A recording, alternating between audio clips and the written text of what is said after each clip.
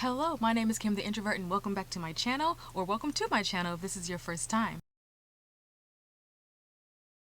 We are back in my closet because I just like how it sounds. The sound is really nice in here. It's quiet. I can just record uninterrupted. It's great. But today we're going to talk about what the title says below. We're going to talk about my experience being Black in corporate.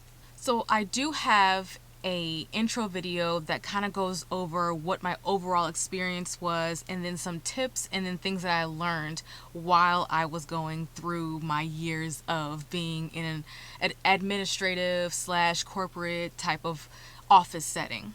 And I've decided to make it a series so that it can hopefully help someone out in the future, someone who looks like me, who is going through the whole office politics, corporate rigmarole game, hoping to find some support or some tips on how to maneuver through that environment. In my intro video, I just kind of did an overview of everything, what my overall experience was, and kind of gave like an intro to what my experience was like, and gave some statistics and some facts and things like that to kind of paint the picture into what type of environment that I was working in. And today I'm actually going to get into some specific incidents that happened and how I dealt with them, and also what I learned from them. So the first story is titled The Mad Story. So basically, just to paint a picture, this was my first or second year, right at the beginning of me working in this environment.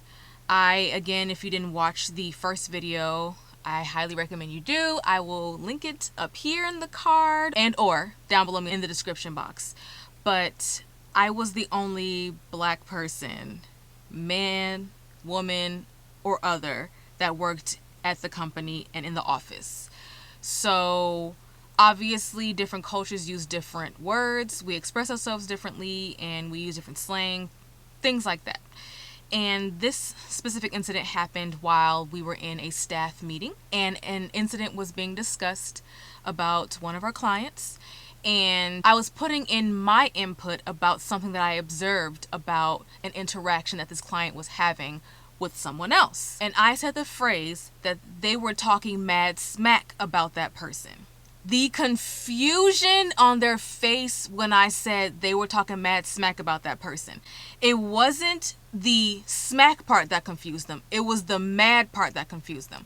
So they said they were mad? And I said, no, I'm sorry. They were speaking ill of that person. And in that moment, I knew that I would never use slang.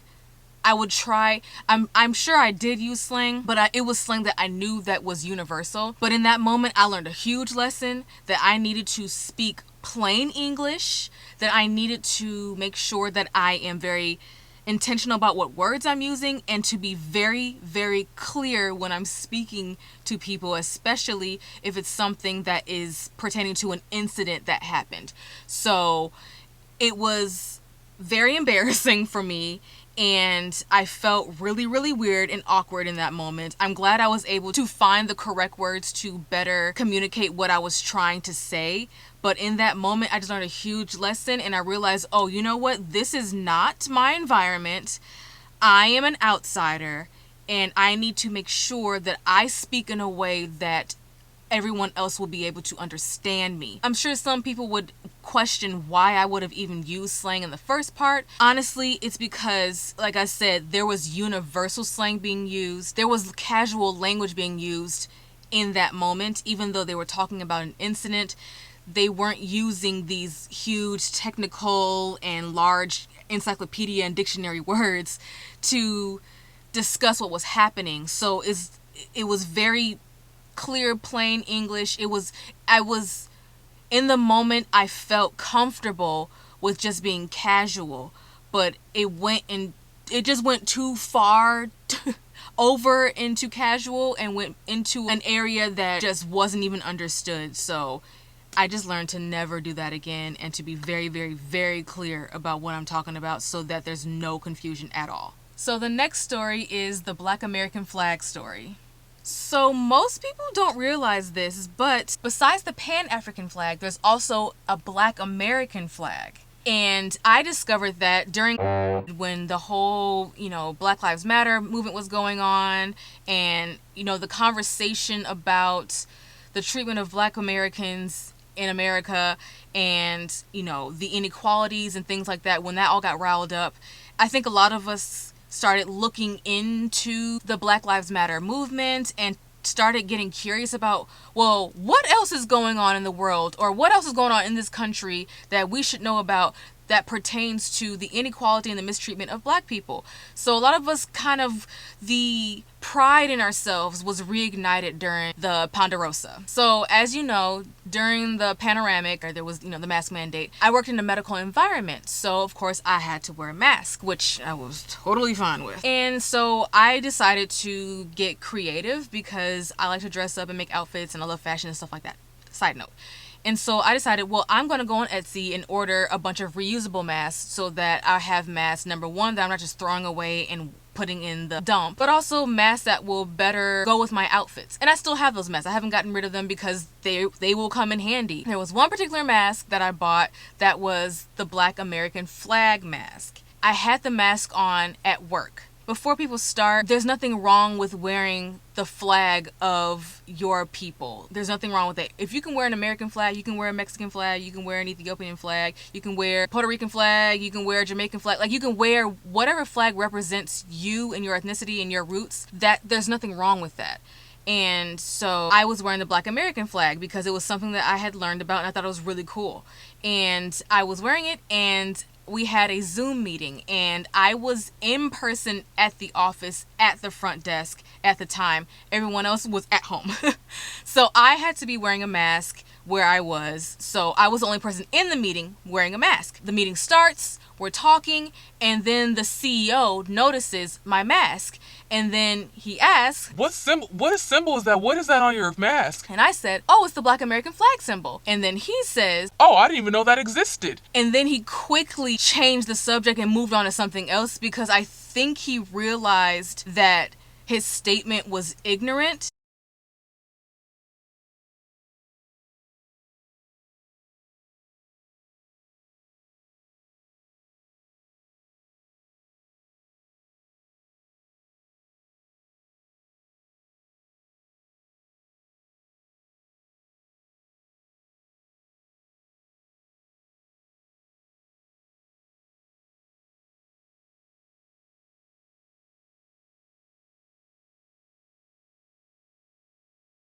But I didn't take it offensively because I had just learned that the Black American flag existed. I knew about the Pan-African flag. Of course, we grow up with the Pan-African flag. It's the red, the black, and the green.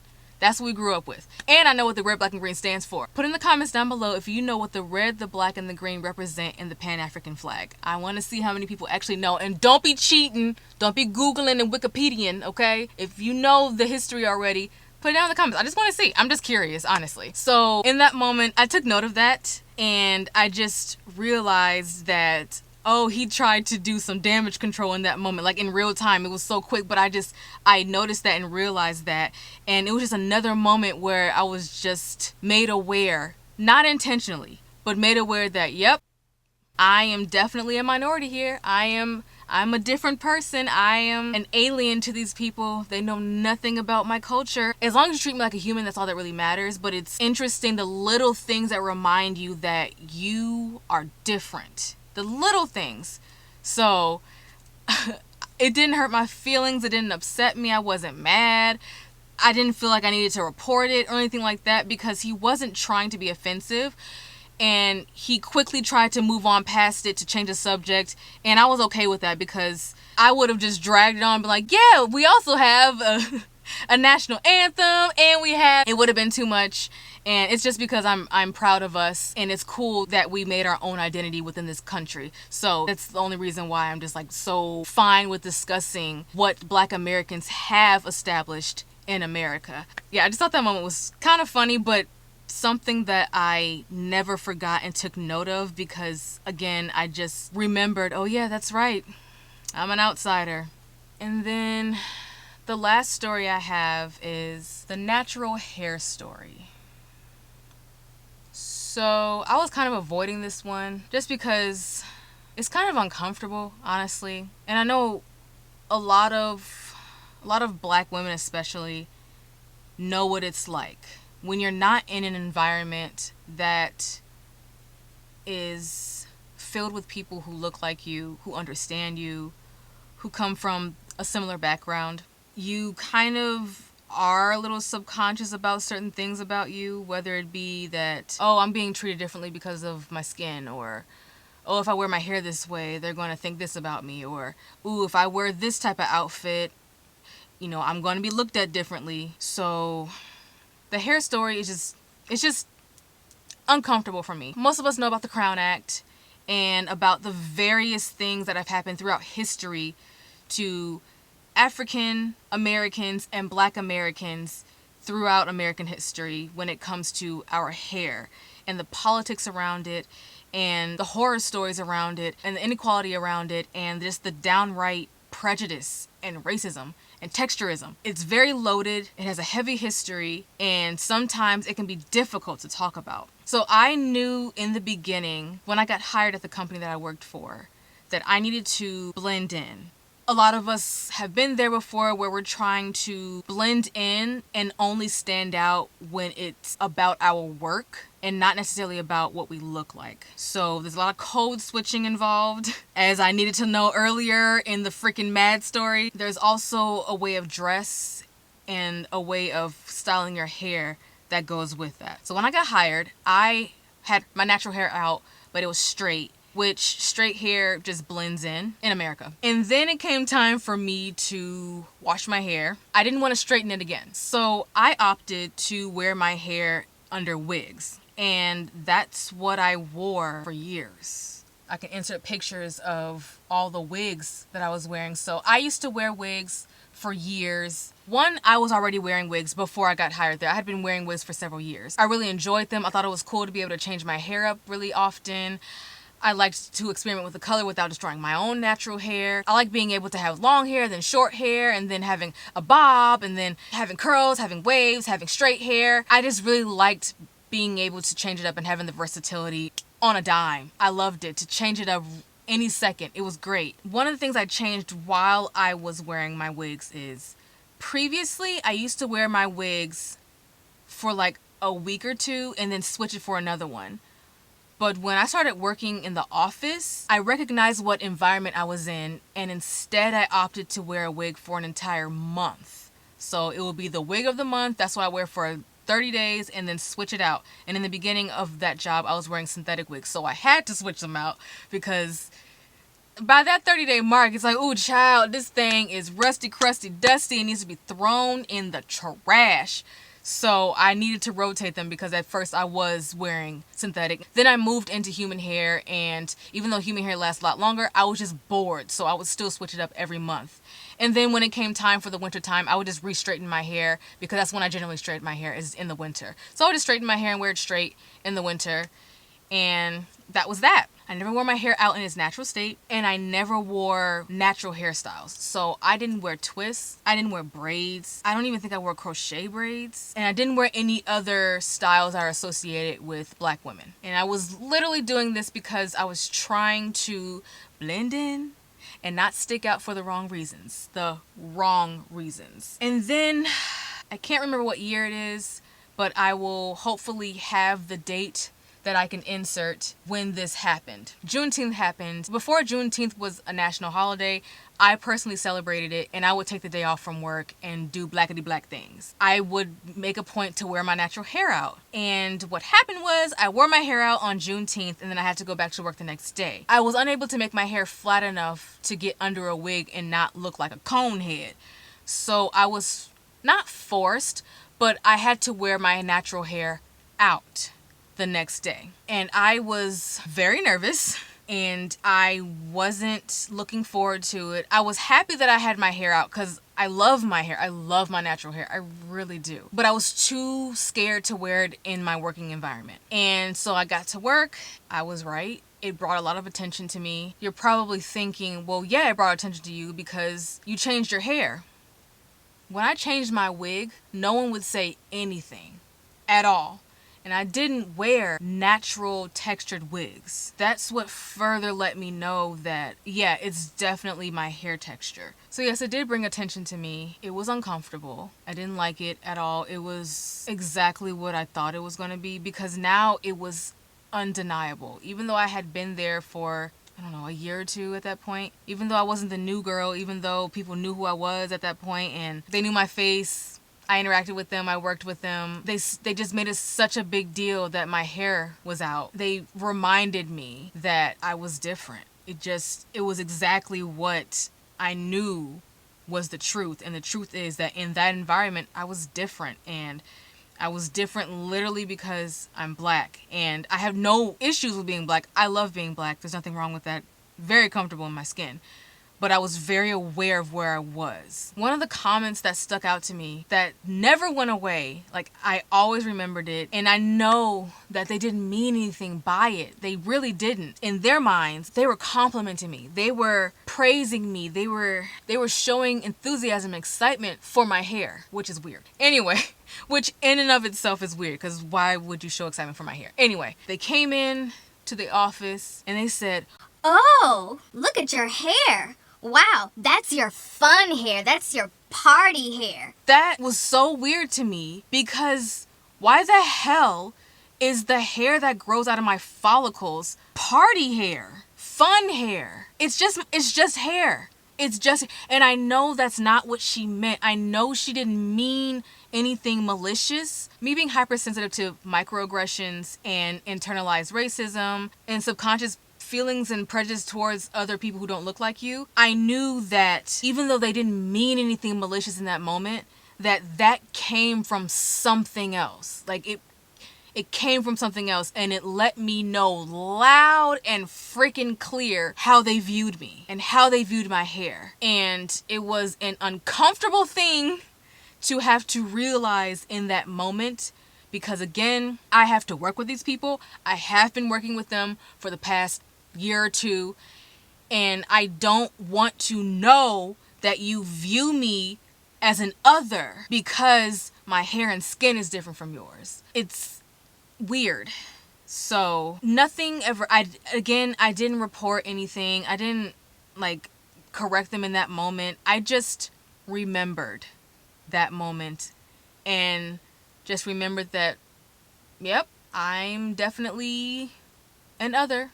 I stand out here, even though I try not to, even though I try to let my work speak for me. It's not working. It's not working. I stick out like a sore thumb. I don't blend in, and I'm never going to blend in. And I never had an issue with that coworker. We stayed cool and everything. Very sweet person. I never held that against them. It was more so something that I remembered that reminded me that that's right. That's right. You're different. Duh.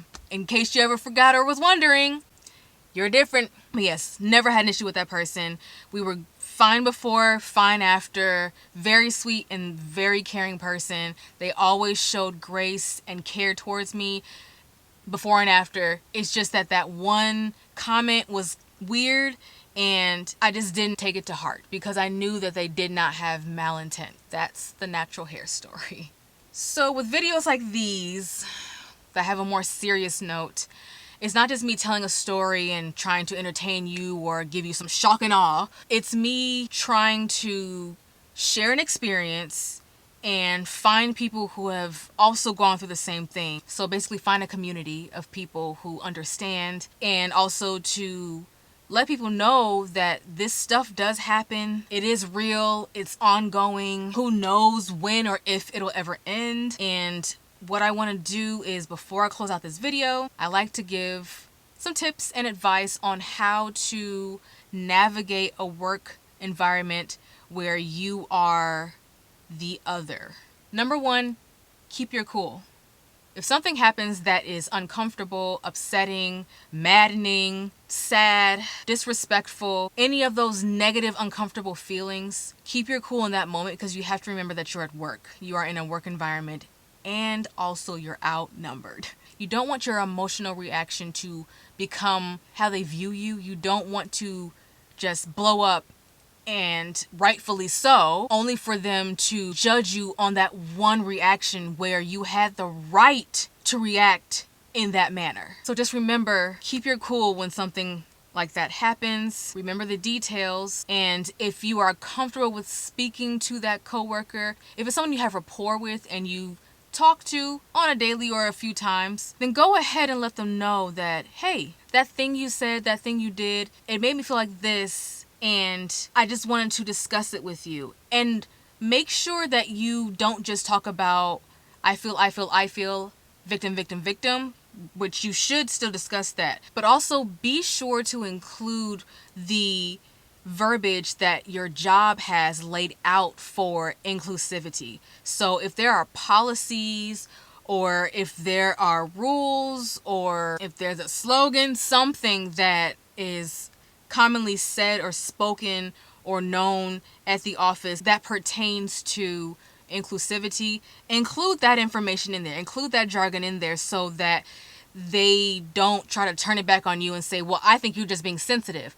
They can still do that, but if you just kind of remind them that, hey, the company, the work environment, that's not okay here, and I felt like this in the training, or the policy is this, or the company doesn't condone this, whatever. Just use the jargon that the company uses when it comes to inclusivity. My next tip is to take mental note of reactions. So like I said earlier, where I remembered how the CEO responded to my mask, how the look on my coworkers' faces when I used the word mad in my sentence, the compliment that I was given by my coworker who was talking about my natural hair. Remember stuff like that. It's the little things, especially facial expressions. They may not say anything in that moment, but pay attention to facial features, because that is the first thing that's going to react, is the face. And if they never say something, they might just have it on their face. So pay attention to those nuances so that you kind of get a feel for people, and also know kind of how they really think and how they really feel about certain things or topics or you. So just keep a mental note about the little things that people do, people's body languages, their facial reactions, little things that are said. Just remember that. It's important, because when, not if, when they do that big thing that causes a really big issue, you won't be surprised, because it's like, yeah, I saw that coming, because that one time that this happened, they did this, or they said this, or their face did this. So it's just to protect you, so that you kind of know who your ally is, or who you can trust, who kind of aligns with your beliefs or how you think. And my last tip is report inappropriate comments and reactions. So what I mean by that is, obviously, something that's more than just or you know, something that's just a raised eyebrow, a scoff, a cleared throat at a very convenient time, something that's more than just a small little reaction. If you overhear someone being prejudiced, ageist, racist, homophobic, all the other ones towards someone, or if they're being like that towards you, make sure you report that. And I go over in my first video about how to report it, when to report it, and just some tips on when you do decide to report an incident. But make sure that when there's a big incident, when something happens that is unforgivable, that you report that. You want to make sure that there's something written down and filed away about what happened. You want proof of the incident. So even if you go to report it to your HR department, your inclusivity department, your supervisor, if they ask you, would you like for action to take place, or how would you like for this to be resolved, you can just take the option of, I just wanted to report it to make sure that it goes on file. If they do something else in the future, I would definitely ask for further action to be taken. That's totally up to you. Your employer or the company, of course, can go around you and just take action anyway, because it could just be company policy to do so, or it could be something that's so inappropriate that they just don't want this to ever happen again, so they're going to nip it in the bud.